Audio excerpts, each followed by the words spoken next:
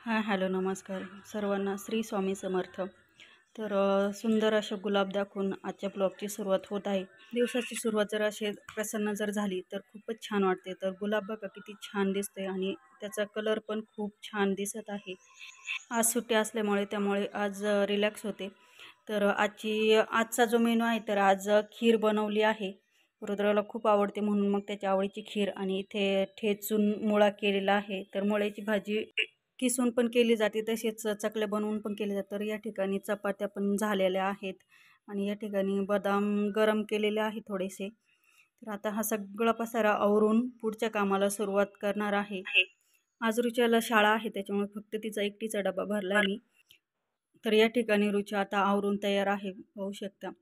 आणि पेनाची मागणी चालू होती पप्पांकडे, तर पप्पांनी काही दिला नाही. मग माझ्याकडचा पेन मी तिला दिला. तर यांना पण पैसे पाहिजे होते. आता हे पैसे कधी हे न येण्याच्या बेतावर दिलेले आहेत. बघू आता कधी देत आहेत. येण्याची शक्यता नाही आहेच आहे. तर निघाली आहे रुचा स्कूलसाठी. गाडीवर टुमकून उडी मारत बसली आणि निघाली आहे आता.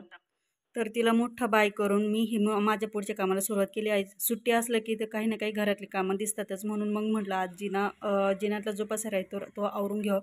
तर कांदे पाहू शकता, यातले पूर्ण कांदे जे आहेत, बरेचसे कांदे जे आहेत तर ते खराब झालेले, खूप धूळ पण झालेली आहे आणि रुच्याने खूप पसारा करून ठेवलेला आहे तिच्या खेळण्यांचा.